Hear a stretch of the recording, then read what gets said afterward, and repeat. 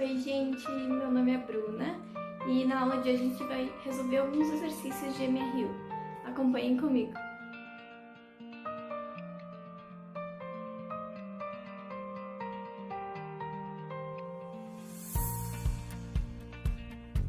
Então, gente, a primeira questão que nós vamos resolver é essa questão do Enem de 2012, que fala o seguinte: uma empresa de transportes precisa efetuar a entrega de uma encomenda o mais breve possível. Para tanto, a equipe de logística analisa o trajeto desde a empresa até o local de entrega. Ela verifica que o trajeto apresenta dois trechos de distâncias diferentes e velocidades máximas permitidas diferentes. No primeiro trecho, a velocidade máxima permitida é de 80 km por hora e a distância a ser percorrida é de 80 km. No segundo trecho, cujo comprimento vale 60 km, a velocidade máxima permitida é 120 km por hora. Supondo que as condições de trânsito sejam favoráveis para que o veículo da empresa ande continuamente na velocidade máxima permitida, qual será o tempo necessário em horas para a realização da entrega? Então, sempre que a gente for começar a fazer o exercício, o ideal é que a gente ou marque na questão as informações importantes e que a gente precisa para resolver a questão, ou então anote num cantinho da folha essas informações. Então, o que ele nos diz é o seguinte: que é um caminho que possui dois trechos. O primeiro trecho tem uma distância de 80 km e a velocidade máxima permitida é de 80 km por hora. Já o segundo trecho tem uma distância de 60 km e uma velocidade máxima permitida de 120 km por hora. Com essas informações, ele quer que a gente calcule o tempo que será necessário para andar esses dois trechos. E ele quer essa resposta em horas. Para resolver essa questão, a gente pode usar a equação distância igual a velocidade vezes tempo, o famoso Deus vê tudo. A gente tem a distância e tem a velocidade em cada um dos dois trechos. E aí, com isso, a gente descobre o tempo em cada um dos dois trechos. Para descobrir o tempo total, no fim é só somar os dois tempos. Então, no primeiro trecho,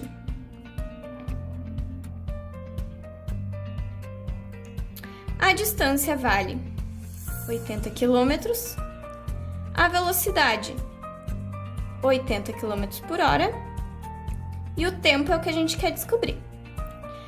A gente pode passar o 80 dividindo para o outro lado e a gente chega na resposta de 1 hora, ou seja, o tempo que o caminhão demora para percorrer o primeiro trecho é de 1 hora. Já o segundo trecho,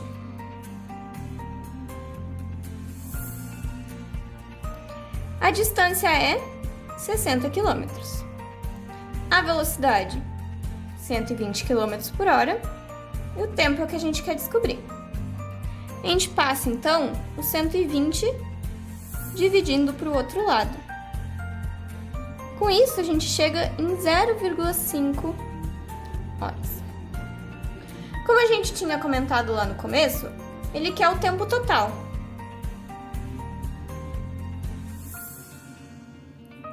O tempo total é o tempo no primeiro trecho somado ao tempo do segundo trecho.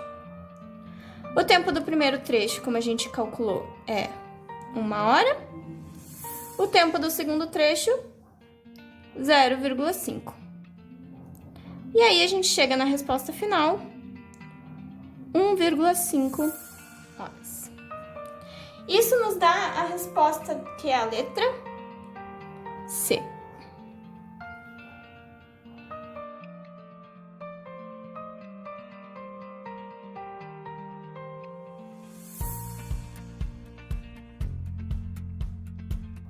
Agora nós vamos resolver uma questão da PUC do Paraná, Essa questão, ela é bem comum de cair em vários vestibulares e Enem, então prestem bastante atenção. Um automóvel percorre um certo trecho com velocidade escalar média de 40 km por hora e depois volta pelo mesmo trecho com velocidade escalar média de 60 km por hora. Sua velocidade escalar média no trajeto de ida e volta foi, em km por hora, igual a... Nessa questão, a gente tem que cuidar para não cair na tentação de fazer a média das velocidades. Porque o que a gente quer é a velocidade escalar média, e isso é diferente da média das velocidades. Então, como que a gente faz para resolver essa questão? A gente tem que pensar o seguinte: o automóvel vai percorrer um determinado trecho. Na ida, ele tem uma velocidade escalar média de 40 km por hora. Na volta, a velocidade escalar média dele é 60 km por hora. Para a gente não confundir essas duas velocidades, vamos colocar velocidade na ida e velocidade na volta. Bom, para a gente calcular a velocidade escalar média, a gente tem que fazer esse cálculo aqui. A distância total percorrida, ou seja, toda a distância que foi percorrida, tudo isso é dividido pelo tempo total gasto para percorrer essa distância. Então, para a gente calcular a velocidade escalar média, a gente precisa da distância total e do tempo total. A gente ainda não tem nenhuma dessas duas informações, a gente só tem as velocidades médias na ida e na volta. Como que a gente pode fazer para descobrir essas duas informações? Bom, em primeiro lugar, a gente pode escrever que a velocidade na ida é a distância na ida dividido pelo tempo na ida. Mesma coisa para a volta. A velocidade média da volta é igual à distância na volta dividido pelo tempo da volta. A velocidade da ida e a velocidade da volta a gente sabe. A distância da ida e a distância da volta a gente não sabe numericamente qual é, mas a gente sabe que é igual, porque é o mesmo trecho, é só ida e volta. Então a gente pode reescrever essas duas equações dessa seguinte maneira. A velocidade da ida, 40 km por hora, e a distância da ida eu vou substituir apenas por d. Mesma coisa para a volta. A velocidade da volta é 60 e a distância da volta eu também vou substituir apenas por d, já que é a mesma distância a ida e a volta. E dividido pelo tempo da volta. Bom, para que tudo isso? Porque agora a gente pode escrever em função dos tempos. Então, a gente fica com o seguinte, que o tempo da ida a gente basicamente troca de lugar, né? O tempo da ida passa multiplicando e o 40 passa dividindo. Então, fica distância sobre 40. E o tempo da volta, mesma coisa, distância sobre 60. Por que tudo isso? Porque agora a gente consegue colocar essas duas equações dentro da equação da velocidade escalar média total de todo o caminho, né? Da ida mais a volta. Como que a gente faz isso? A velocidade média é o que a gente quer calcular, certo? E a distância total é a distância da ida, que a gente chamou de d, mais a distância da volta, que a gente chamou de d também. Então, isso aqui fica 2d. Dividido pelo tempo total. O tempo total é o tempo da ida mais o tempo da volta. Substituindo as duas equações para o tempo da ida e para o tempo da volta na equação da velocidade média, nós temos d sobre 40 mais d sobre 60. E aqui agora nós precisamos fazer um mínimo múltiplo comum. Aqui embaixo, o mínimo múltiplo comum de 40 e de 60 é 120. 120 dividido por 40 dá 3 vezes d, 3d. 120 dividido por 60, 2 vezes d, 2d. E aí, vocês lembram que quando a gente tem uma fração no denominador, a gente pode reescrever toda a fração invertendo essa fração de baixo. Então, a gente fica com 2d. Agora, é uma multiplicação em vez de uma divisão. O 120 que estava embaixo passa para o lado de cima. E o 3d mais 2d fica aqui embaixo. Mas eu já vou reescrever como 5d. Como a gente tem d em cima e d embaixo, eu posso cortar os dois. Então, ficamos com 120 dividido por 5, que é 24. Multiplicado por 2, 48 quilômetros por hora. E isso nos dá a letra A.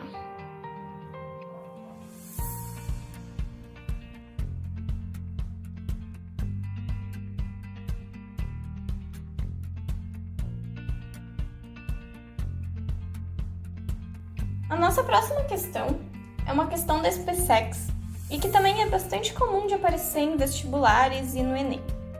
Ela diz o seguinte: um trem de 150 metros de comprimento se desloca com velocidade escalar constante de 16 metros por segundo. Esse trem atravessa um túnel e leva 50 segundos desde a entrada até a saída completa de dentro dele. O comprimento do túnel é d, então o que a gente precisa calcular é o comprimento do túnel. Vamos fazer um desenho que fica mais fácil de compreender essa questão.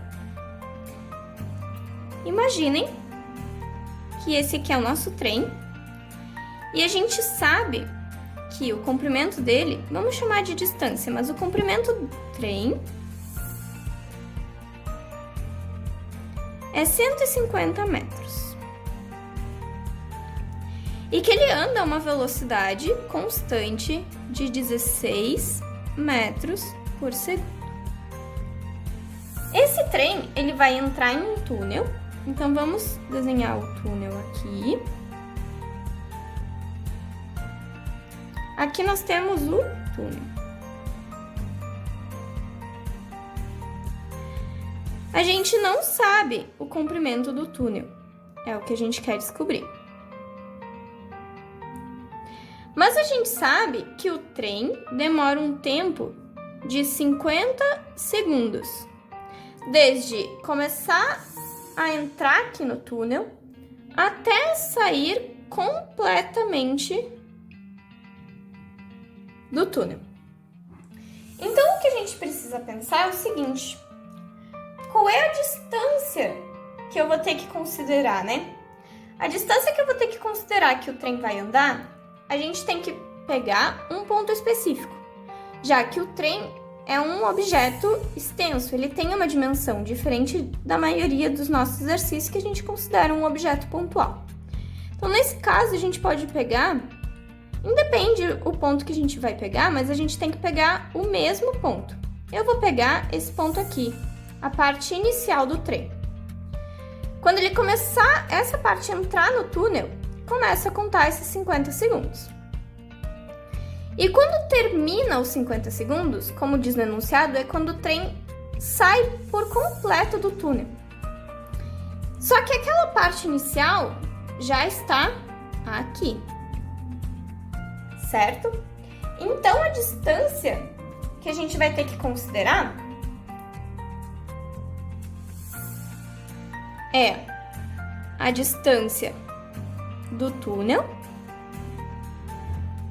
o comprimento do túnel, né?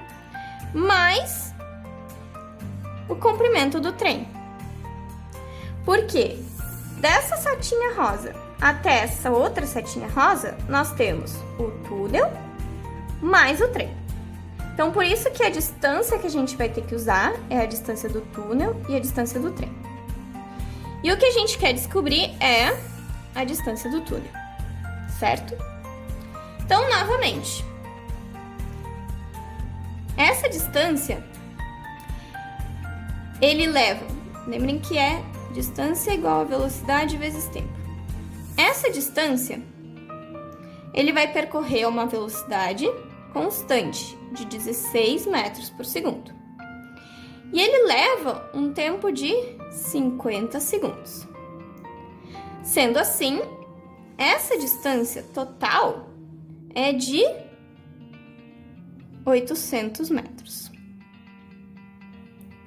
Então, a gente pode colocar essa distância aqui, de 800 metros, nessa equação.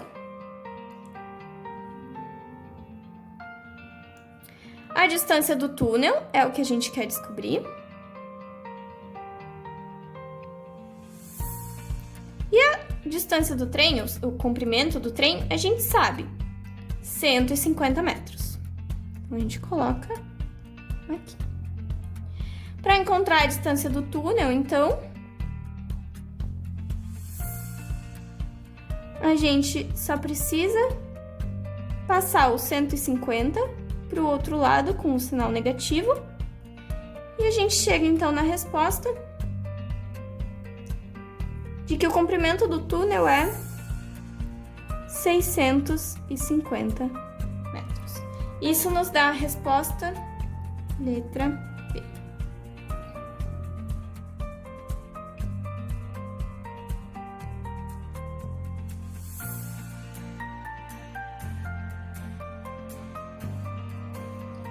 Bom, para encerrar, eu trouxe para vocês também duas questões de gráficos. É bem comum nesse tipo de conteúdo aparecerem gráficos e são questões que também caem bastante no vestibular e no Enem. Então, essa questão aqui, ela é da URGS, de 2016, e ela diz o seguinte: Pedro e Paulo diariamente usam bicicletas para ir ao colégio. O gráfico abaixo mostra como ambos percorrem as distâncias até o colégio em função do tempo em certo dia. Com base no gráfico, considere as seguintes afirmações. Afirmação 1. A velocidade média desenvolvida por Pedro foi maior do que a velocidade desenvolvida por Paulo. Bom, para isso a gente precisa calcular as velocidades médias de Pedro e de Paulo. Bom, lembrem que velocidade média é a distância total dividido pelo tempo total. No caso de Pedro,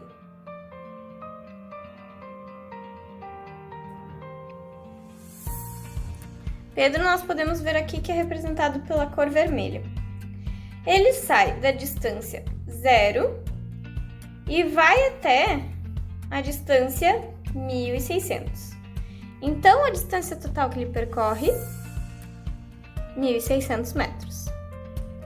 E o tempo que ele leva para isso, ele começa no tempo 0 e vai até o tempo, reparem nessa linha tracejada aqui, até o tempo 500.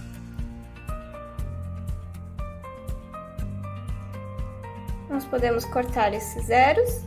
E aí, 16 dividido por 5, 3,2 metros por segundo. Já Paulo, que está representado no gráfico pela cor azul, ele sai da posição, reparem nessa linha tracejada aqui, da posição 200. E ele vai até a posição 1.600. Isso significa que ele anda 1.400 metros. E o tempo, ele vai do tempo 0 até o final do gráfico aqui, o tempo 600. De novo, a gente pode cortar os dois zeros. E aí, 14 dividido por 6 é aproximadamente 2,3 metros por segundo. Significa que quem tem a maior velocidade média é Pedro. E é isso que é afirmado na afirmação 1. Então, a afirmação 1, verdadeiro.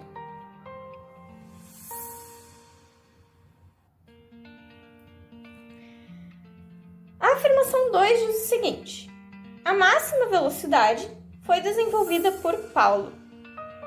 Bom, como vocês devem ter visto nas aulas, a velocidade é medida num gráfico distância por tempo, no MRU, pela inclinação das retas. Se a gente olhar, quem tiver mais inclinado vai ter uma maior velocidade. Quem tiver menos inclinado vai ter uma menor velocidade. Isso porque está levando mais tempo para andar a mesma distância. Então, nesse caso, se a gente olhar nas duas retas inclinadas aqui, a vermelha, que é a de Pedro, está mais inclinada. Mesma coisa aqui. Aqui a de Pedro também está mais inclinada do que a de Paulo. Isso significa que quem desenvolve a maior velocidade é Pedro e não Paulo. Por isso, a afirmativa 2 é falsa. Já a afirmativa 3 diz o seguinte: ambos estiveram parados pelo mesmo intervalo de tempo durante seus percursos. Bom, num diagrama distância por tempo no MRU, a gente pode perceber que quando o móvel está parado, a reta ela fica exatamente na horizontal, como aqui e aqui. Isso porque a gente pode ver que o tempo está passando, mas a distância não está mudando. Ou seja, ele está sempre na mesma posição, está parado. Então, a gente pode ver que Pedro, que é representado pela essa reta vermelha, ele fica parado desde o tempo 100 até o tempo 250. Então, Pedro fica parado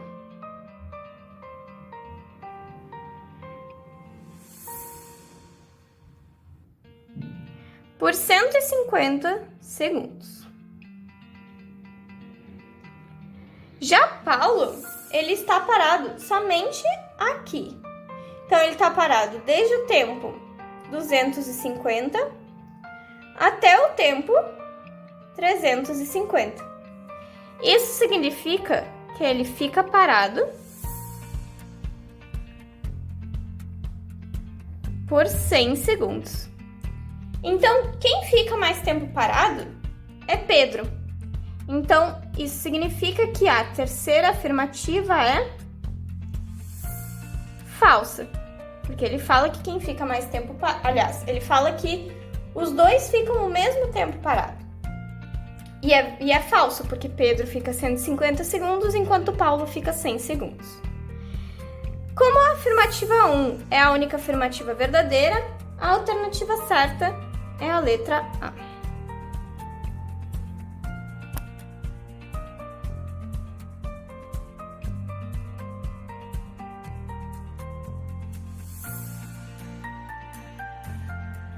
Por fim, a última questão é uma questão do vestibular da UFLA de Minas Gerais.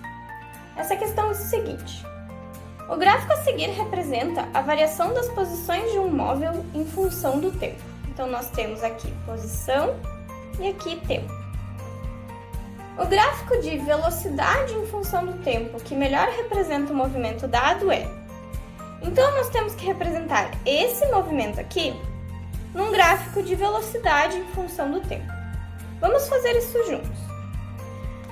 Vamos pensar o seguinte: esse primeiro trecho aqui, ele está variando a posição uniformemente.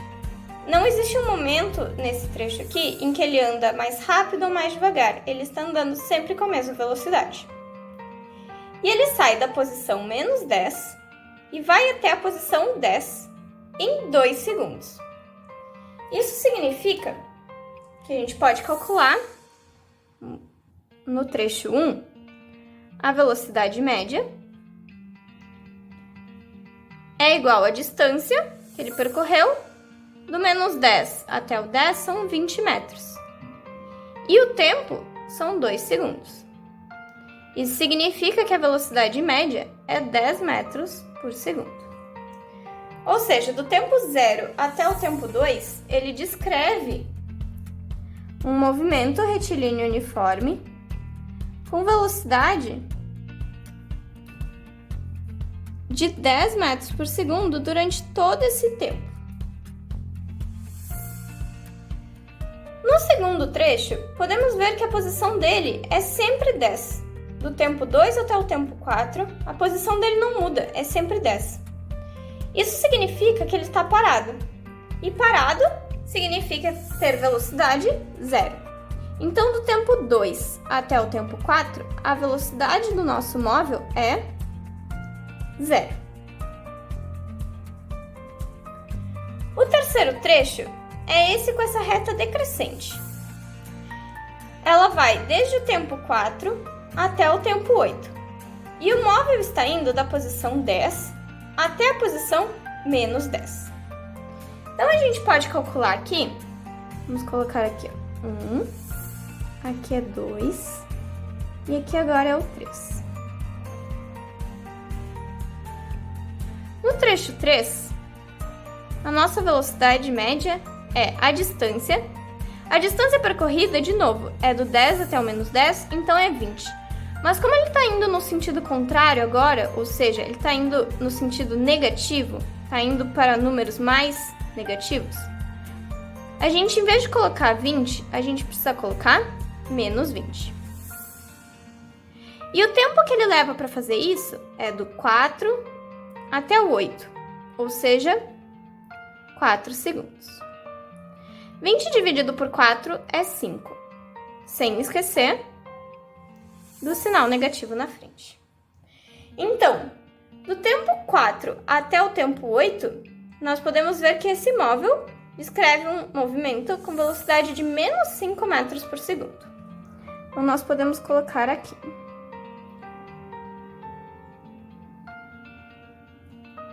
Até chegar em 8.